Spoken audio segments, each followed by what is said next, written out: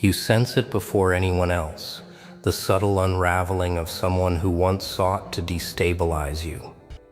It is not loud or dramatic. It is a quiet erosion, almost invisible to the world, yet unmistakable to you.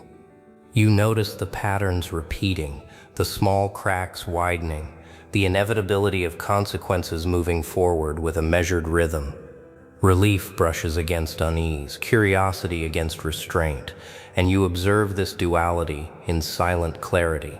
This is not schadenfreude, it is awareness, a recognition of cause and effect, of control and its fragility. In this stillness, you perceive the weight of identity, the consequence of intentions, and the quiet mastery that emerges when you witness truth without interference. Every detail matters, every silence speaks, and you understand the unfolding without needing to act.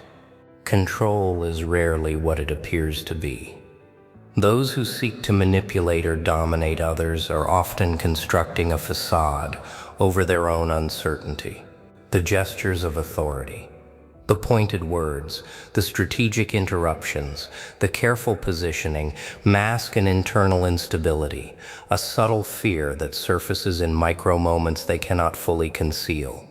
Every attempt to steer others, to bend circumstance to will, exposes the very fractures they are trying to hide. In observing them, the illusion begins to dissolve. What seemed omnipotent becomes contingent. Influence, it turns out, is not a measure of strength, but of perception, both their own and the world's. Vulnerability lurks behind every claim of control. The manipulator's gaze, once sharp and commanding, flickers with hesitation. Their choices, calculated and deliberate, carry the quiet weight of uncertainty. You realize that dominance is not power. It is the projection of it, sustained only so long as doubt remains unseen. Recognition of this subtle truth recalibrates your understanding. What unsettled you in their presence was never absolute authority, only the suggestion of it, an intricate balance maintained by perception rather than essence. Control, or the attempt at it, is often a mirror. Those who seek to command reveal the very limitations they wish to conceal. Their strategies designed to shape outcomes expose the architecture of fear, the internal compromises they make to appear sovereign. The collapse of their influence is rarely abrupt. It is a quiet erosion visible only to those who watch carefully. And yet, observing this is not satisfaction, it is awareness. There is a dissonance between relief and unease, a recognition that power can be both fragile and corrosive, even in those who wield it with intention. The fragility of control is instructive. It reminds you that authority is not granted by force alone, but maintained through a delicate equilibrium of perception, consistency, and internal coherence. When that balance falters, the facade is exposed. What appears as domination is revealed to be a series of compromises, a fragile attempt to reconcile desire with limitation. The world may not notice the cracks, yet they exist, precise and inevitable. Witnessing them quietly sharpens your own sense of presence, not through domination, but through measured observation, through a calm acknowledgement of the forces beneath human behavior. In the silence of recognition, the manipulators reveal themselves, not in collapse, but in the quiet recalibration of expectation. You see the fissures they cannot hide, the tensions they cannot reconcile, and the subtle vulnerability that underlies every assertion of control. There is no triumph in this awareness, only clarity. Power, in its truest form, is not the imposition of will upon others, but the steadiness of presence within oneself. As the observation settles, you are left with the rare stillness of understanding, the quiet gravity of presence, and the lingering knowledge that control was never as absolute as it appeared. Observation is never neutral. The act of watching without interference is itself a measure of control, a restraint that sharpens perception. Impulses rise, quietly demanding your response: anger, excitement, fear. But yielding to them is to surrender the advantage that stillness affords. When you step back, the currents of human behavior reveal themselves with startling clarity. You see who seeks dominance, who masks insecurity, who acts from habit rather than intention. Each gesture, each pause, each word becomes data. But more than data, it becomes insight. The world does not need your correction, it needs your attention. Your awareness becomes the lens through which events unfold, not the force that distorts them. To observe quietly is to confront yourself. Every impulse to intervene tests your discipline, reminding you of the tension between desire and restraint. Should you speak, or should you let the moment breathe? Should you act, or let events resolve on their own? These are not theoretical questions. They are a mirror of your own internal economy, a measure of how fully you inhabit your own patience. Each withheld comment, each unexecuted action, strengthens a subtle authority. You learn that restraint does not weaken you, it deepens your influence. By watching, by understanding, you gain a presence that does not need to announce itself. The most revealing moments arrive when you expect nothing. Silence is a canvas on which behavior paints itself without interference. Patterns emerge not in dramatic gestures, but in repetition, in micro-decisions, in the interplay of hesitation and resolve. By the time others notice, you already understand the framework beneath their choices. Patience allows the superficial to dissolve, leaving only the essentials: intention, consequence, and the quiet truths that govern them. Those who react first may gain a momentary advantage, but those who observe without intrusion hold a perspective that is harder to challenge, harder to erode. This power does not rely on intimidation or spectacle. It is invisible, almost untraceable. Others may act and speak in haste, unaware of the silent measure being applied to them. You hold nothing in your hands but the act of witnessing, yet it is sufficient. Understanding accumulates like sediment beneath water, unseen until clarity arrives. The restraint required is not comfortable. It presses against instinct, against the desire to participate, to judge, to control. And yet it is precisely in this pressure that quiet mastery is forged. Eventually, observation changes your perception of time itself. Moments expand. Events resolve in their natural rhythm. And the urge to intervene diminishes. You learn that power need not announce itself, that insight can outweigh action, that patience can outlast impulse. There is a precision in seeing the world without touching it, a subtle command that requires nothing but the willingness to endure your own stillness. The world continues on, but you hold something it cannot take: clarity, patience, and the enduring weight of understanding that speaks only in silence. Strength is often misread as action, as the visible assertion of will over circumstance. Yet what endures is never the impulsive strike, nor the echo of vengeance. Resilience is measured in the quiet moments, in the intervals where the world tests patience and nothing changes but you. When the pull of retaliation tightens around your consciousness, it is a signal, not a command. It reveals the edges of your internal landscape, the habits of thought, the impulses, the untested capacity to carry tension without fracture. To act too quickly is to hand over control, to define yourself by the measure of another's provocation.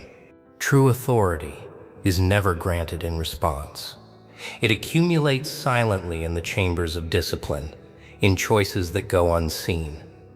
Patience is not passive. It is the deliberate architecture of the self, the conscious refusal to surrender identity for immediate satisfaction.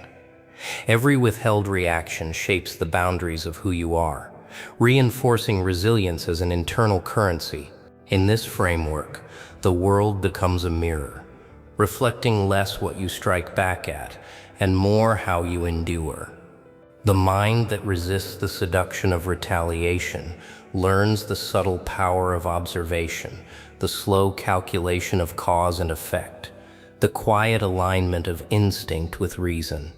Here is a weight here, a gravity that cannot be faked, forged only in repeated encounters with tension and provocation, where your response is measured, not reactive.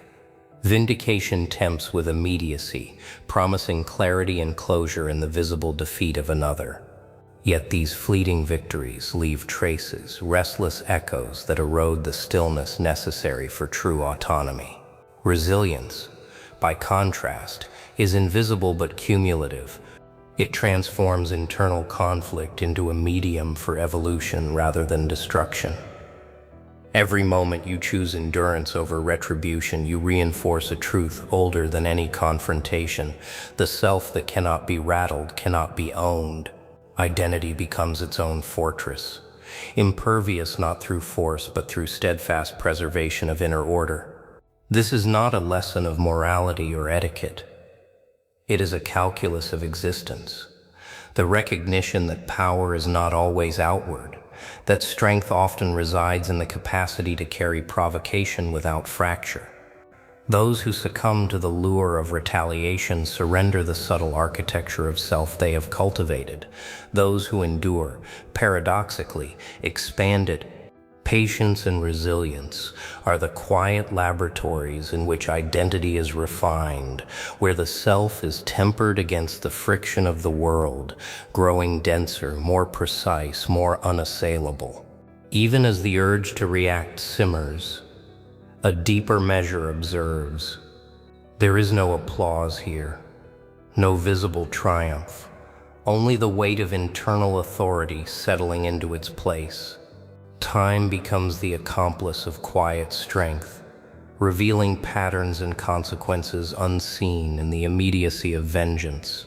And in this stillness, clarity emerges. Self is preserved, unclaimed by the provocations of others, its evolution autonomous, slow and deliberate. Retaliation may whisper promises of satisfaction, but resilience carries an enduring gravity no momentary victory can replicate. The world moves quietly, imperceptibly, yet relentlessly. Every action, whether deliberate or careless, sends out ripples that stretch far beyond immediate perception. The coin dropped, the words spoken in passing, the glance withheld, all of it leaves a residue that time will reveal. These traces carry neither malice nor virtue in themselves. They are indifferent mirrors. They return, subtly reshaped by circumstance, often bearing a weight the originator cannot anticipate. Observing these patterns without attempting to manipulate or control them cultivates a rare clarity. You begin to see the structure beneath behavior, the inescapable rhythm of cause and effect. The mind, once restless with desire for immediate results, begins to rest in observation, learning the quiet discipline of detachment. Detachment does not mean apathy. It is not a refusal to act, but a refusal to entangle your sense of self with outcomes. When consequences unfold, they do so without need for your approval or interference. Watching the fallout of even your own decisions, without reaching to reshape it, tests the ego in its purest form. The urge to correct, to manipulate, to control. This is the human reflex, but yielding to it is also a surrender to illusion. The discipline of quiet authority emerges precisely in the space where the ego hesitates, where observation outlasts impulse. There is power in this stillness, a strategic insight that cannot be grasped through force or cleverness alone. Time is the sculptor of consequence. What once seemed trivial accumulates weight. What once seemed harsh softens into nuance. The echoes of past actions do not announce themselves. They slip into perception gradually, sometimes unrecognizably. This impermanence forces a kind of ethical economy, not dictated by rules or morality, but by understanding that actions, even unseen, are never void. Observing their return teaches patience and perspective. You begin to perceive life as a field of patterns, where every movement is a vector, and every vector leaves a mark. In this awareness, your strategic vision sharpens, not through domination, but through understanding. You see the web before it ensnares you, without striving to dismantle it. There is a subtle lesson in being present to consequence without attachment. It is a confrontation with reality, unsoftened by desire or fear. When you witness the ripple of an action, you witness yourself, your impulses, and the limits of your control. You begin to understand how much of life is beyond interference, how much is sculpted by forces deeper than intention. In this space, clarity arises naturally. The mind quiets, observing cause and effect as if reading a language it once could not comprehend. The echo is not a warning, nor a reward, nor a judgment, is evidence of the impermanent, interconnected nature of existence. And in recognizing this, the self learns its place, patient, watchful, disciplined, undistracted by illusion. In the end, the echoes of your actions return, as all echoes do, carrying lessons that cannot be hurried. You watch them without grasping, without resistance, without desire to intervene. The impermanence of life, the inevitability of consequence, forms a silent architecture around every moment. Sitting within this architecture, you do not command it, nor do you need to. You simply exist in the quiet gravity of observation, aware that every movement, every intention will reverberate, shaping a world that will persist long after you are done speaking or moving. And within this recognition, stillness becomes your companion, clarity, your inheritance, and depth, your constant companion.